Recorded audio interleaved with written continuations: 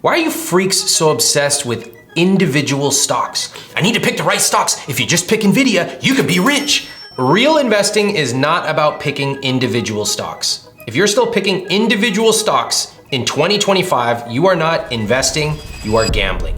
You might as well take all your money, put it in a big old Ziploc bag and just light it on fire. At least you'll be skipping the middleman.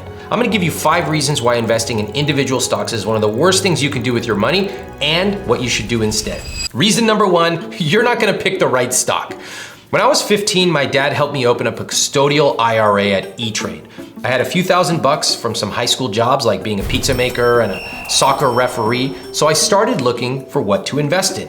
Now, for little old Ramit, this was about as exciting as it got. I know a lot of you went to parties, not me. I started doing stock research, which consisted of looking at which stocks went really high and really low, because I thought higher risk equals higher reward, and I'm young, so I can take the risk. Next, I restricted my searches to technology. Why? Because I understand technology. I did not understand technology. And finally, I read magazines like The Industry Standard, which hyped several different tech companies as they swelled to hundreds of pages of ads during the dot-com boom. So I ended up buying 3. The first, JDS Uniphase, which was an optical communications company. The stock effectively went to 0. Next, Excite, an early search engine which was renamed Excite at Home after being acquired. It went bankrupt. And then I bought a little company you may have heard of called Amazon.com.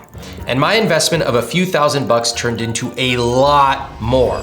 Well, I should be proud of myself, right? I picked the right stock. I won. Wrong. It might seem like I won, but it was actually pure luck. It was not about me being a good investor. It was a freakish, once-in-a-generation winner. Many people take away the wrong lesson from that story. They go, just pick the next Amazon. No, finding that one stock is like finding a needle in a haystack, except you don't even know what a needle looks like. The reality is most people buy stocks they've heard of because of some hype. Their friend, their taxi driver, some dentist, but by the time you hear about it on Twitter, a lot of that opportunity may be gone. Plus, for every Amazon, there are hundreds of companies that look promising and go nowhere. The truth is, picking individual stocks is highly risky and not particularly rewarding. Most people lose. Next, I'll talk about a safer way to invest, including rebalancing your portfolio, which is something most people can do on their own once they learn the skills. But if you already have a complicated portfolio, or if you just want peace of mind that someone is looking over your investment allocations and taking into account your age, income, when you want to retire, lifestyle, it can be helpful sometimes to work with a professional. And a great option to help you get clear answers is a flat fee-based financial planner like our sponsor, Facet.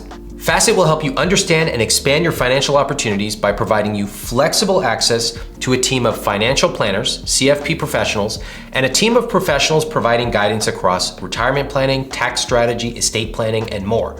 And the best part is, instead of taking a percentage of your portfolio, which is a big no-no, they charge an affordable flat membership fee. We've even partnered with Facet to run scenarios for many of the couples on my podcast who have more complex financial situations, and they've been incredibly helpful. Now, a financial planner is not for everyone, but if you want a second set of eyes on your investments, check them out at facet.com/Ramit. You can set up a free call and see if they are right for you. Check out their membership options at facet.com/Ramit or click the link in the description below. Now, let's get to the next reason you shouldn't invest in individual stocks. Reason number 2, you will not rebalance your portfolio. The first problem is you don't even know what rebalancing is. What happens when you want to retire and you have 80% of your portfolio in 2 different stocks? You might go, wow, sounds great. What happens if one of those stocks goes down by half? You see, when you're young, you can afford to take more risks. But as you get older, your investments should shift towards being more conservative. And if you're stuck obsessing about individual stocks, odds are you are not rebalancing properly. Let me explain. Rebalancing means you have a plan for your portfolio and you are constantly making tweaks to make sure that your portfolio matches your plan. For example, if you want to have 90% equities and suddenly because your stocks have gone way up, you have 96% equities, To rebalance, you would sell those equities to take you back to your plan. Now, without proper diversification and rebalancing, your portfolio becomes very risky and wildly unpredictable. Here's a little known fact. One major predictor of how well your portfolio does actually depends on the mix of the investments within it, or the asset allocation. Asset allocation is your plan for investing. That is the way that you allocate investments between stocks, bonds, and cash. In other words, by diversifying your investments across different asset classes, you have the ability to control risk in your portfolio, and therefore, as a byproduct, how much money on average you will lose to volatility. Now, it turns out that the way you allocate your portfolio, whether it's 100% stocks or 90% stocks and 10% bonds, makes a huge difference in your returns. Let me give it to you in a simple example. Your investment plan is actually more important than any individual investment. It's like how the table of contents in my book is actually more important than any individual page. That is why rebalancing your portfolio is so important as you get older. And here's the kicker. Most people don't even know they're supposed to rebalance. They just buy random stocks, hold on to them forever, and then hope for a miracle.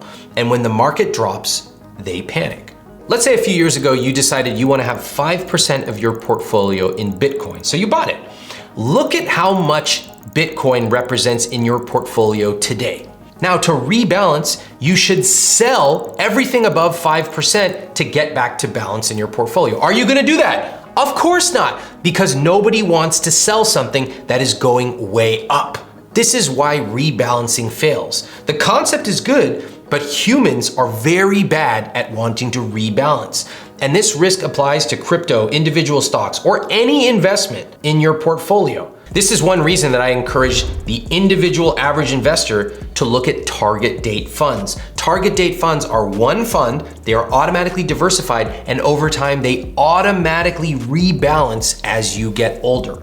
Now, you can make the case that if you have a properly diversified portfolio, you may want to have a little fun with your investments. Maybe 5% goes to something fun. It could be an alternative investment like crypto, it could be your friend's bar in Brooklyn, or an individual stock. That's fine. But if you choose that route, then you should set up a plan to regularly rebalance. Most people do it once a year. Reason number 3, you're emotional with money. I know all the logical freaks watching this video going, emotions? Those are weakness. I don't show emotions. Yeah, well, how come you cry sometimes when you're watching somebody on Twitch who wins their video game faster than you've ever seen? Or when a general is saluting at the end of a movie and there's rain coming down? Why are you all crying? Bunch of spreadsheet nerds. We are all emotional creatures, and money is deeply emotional whether you want to admit it or not.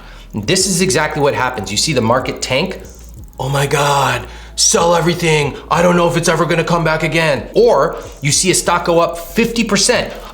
Better buy it now, FOMO. Literally, Americans love to buy high and sell low. I'm not kidding. Do you realize how ridiculous that is? The saying goes, buy low and sell high. Really, you're not gonna buy any. Just buy on a regular basis, called dollar cost averaging, you freaks. This is why the indexes return about 10 to 11% per year, but the average investor gets this return.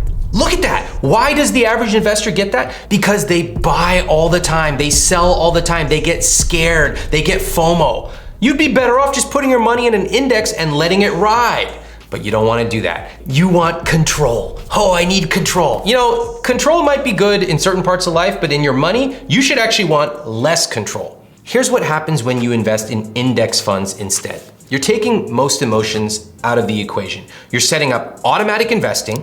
Whether the market is up or down, on the first of every month, money is automatically going in there. And over time, when it's low, you're buying more. When it's high, you're buying less, but you're still buying, and you will come out ahead of the average investor. It is amazing.